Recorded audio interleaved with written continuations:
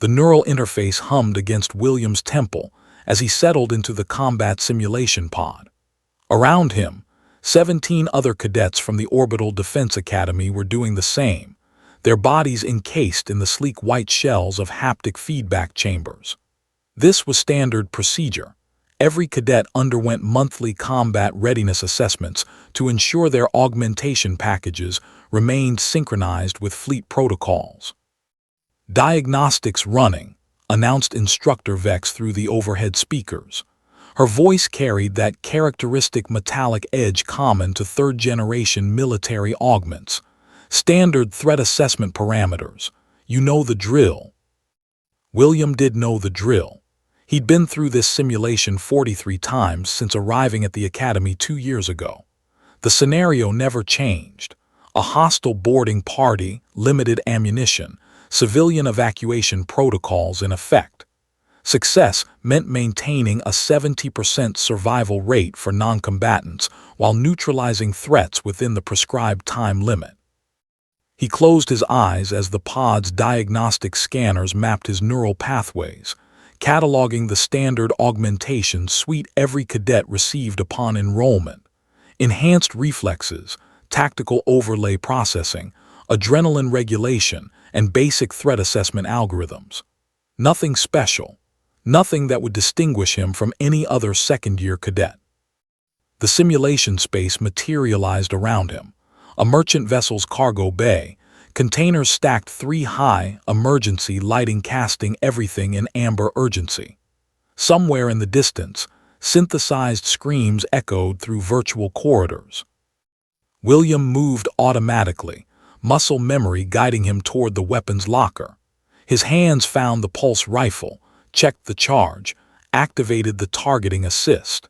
17 other cadets were experiencing their own randomized scenarios simultaneously, each one calibrated to their individual performance metrics.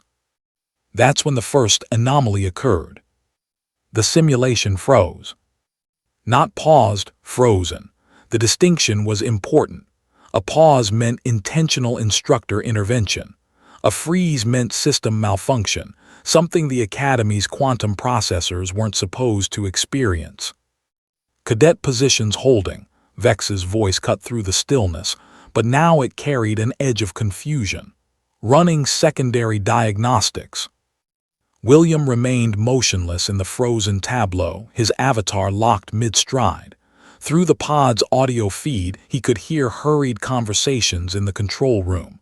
Fragments of technical jargon filtered through, cascade error in the authentication matrix.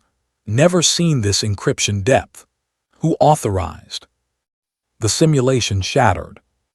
Not dissolved, shattered. The merchant vessel's cargo bay fractured like broken glass, revealing something underneath. Something that shouldn't exist in a standard combat assessment. William found himself standing in a void, a space of absolute darkness punctuated by streams of data flowing like luminescent rivers through three-dimensional space. His avatar had changed too. The standard cadet uniform was gone, replaced by something older, more austere. Military dress from an era before augmentation, before the Exodus fleet, before humanity had scattered across 17 star systems. A figure materialized before him. She was young, perhaps his age, with dark eyes that seemed to contain calculation engines of their own. Her avatar wore no uniform at all, just simple civilian clothing that marked her as Academy support staff, the kind of person cadets barely noticed in the corridors. Maya, William recognized her from the commissary, from the library terminals, from a dozen overlooked encounters. "What's happening?" "Your combat scan triggered something it shouldn't have," she said, her voice remarkably calm for someone experiencing the same impossible situation. "The system detected biological markers that aren't supposed to exist anymore." "I don't understand." "You're classified as founder-level human, William." Maya moved closer, and the data streams around them pulsed in response. "Do you know what that means?" He shook his head. The term meant nothing to him. 400 years ago, when the Exodus fleet left Earth, they carried genetic archives, pure human genomes, unmodified, preserved in case the augmentation programs led to evolutionary dead ends. Maya gestured to the flowing data. Those archives were supposed to remain sealed, emergency backup only, but someone violated protocol. Someone created you. The implications cascaded through William's mind with the same cold precision his tactical overlay used to calculate firing solutions. That's impossible. Everyone receives augmentation packages. It's mandatory for survival in null-gravity environments, for protection against radiation, for control, Maya interrupted. Augmentation creates dependency on the system, but founder-level genetics, your baseline, unmodified, theoretically capable of independent biological function without technological intervention.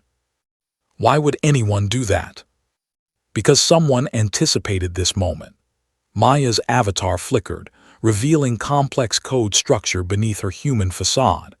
I'm not exactly what I appear to be either, William.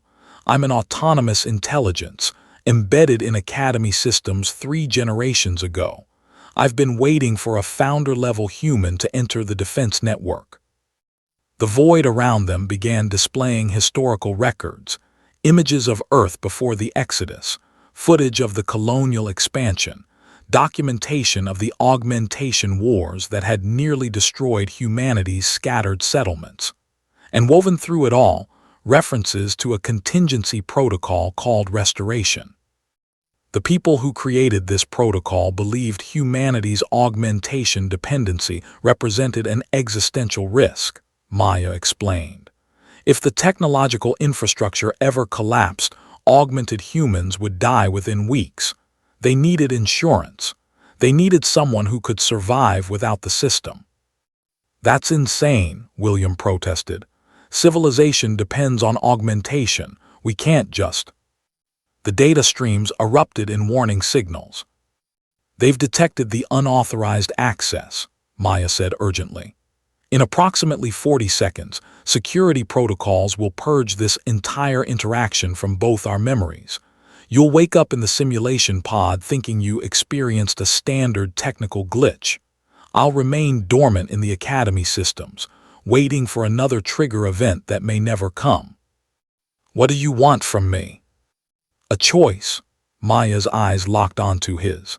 I can suppress the founder-level designation in your file, replace it with standard augmentation markers.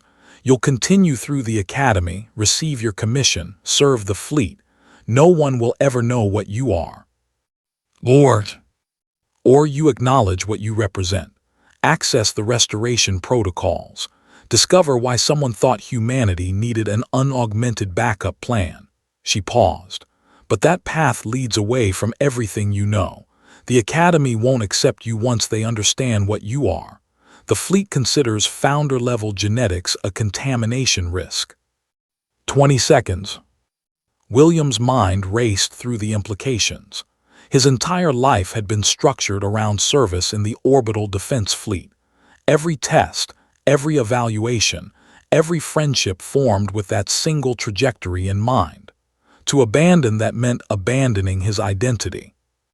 But something deeper stirred in his unaugmented consciousness, a question that tactical overlays and threat assessment algorithms couldn't answer. What did it mean to be human without permission from the system that defined humanity?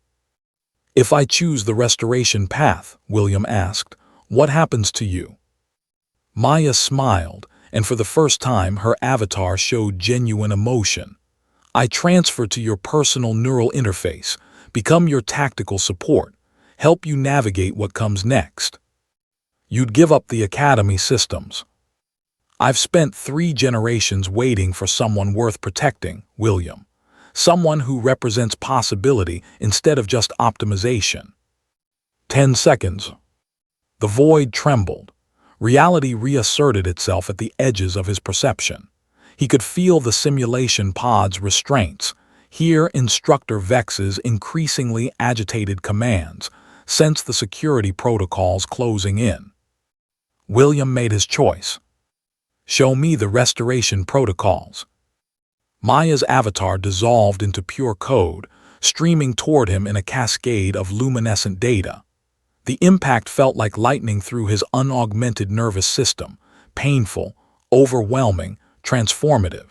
Information flooded his consciousness, coordinates to hidden facilities, genetic authentication keys, names of others scattered across the 17 systems who carried founder-level designations. And underneath it all, a single message from the architects of the Restoration Protocol, recorded 400 years ago. If you're reading this, the systems we built have failed. You are humanity's memory of what we were before we became dependent on what we created. Remember us, remember yourself, and choose wisely what comes next. The simulation pod opened with a pneumatic hiss. William sat up, blinking in the harsh fluorescent lighting of the assessment chamber. Around him, other cadets were emerging from their pods, comparing scores, complaining about difficulty spikes. Everything appeared normal. Except Instructor Vex stood directly before his pod, her augmented eyes scanning him with an intensity that suggested she'd received some very concerning diagnostic reports. "Cadet William," she said carefully, "we need to discuss your authorization codes." William met her gaze, feeling Maya's presence settle into his consciousness like a whisper of possibility. "Yes, Instructor, I think we do." The end.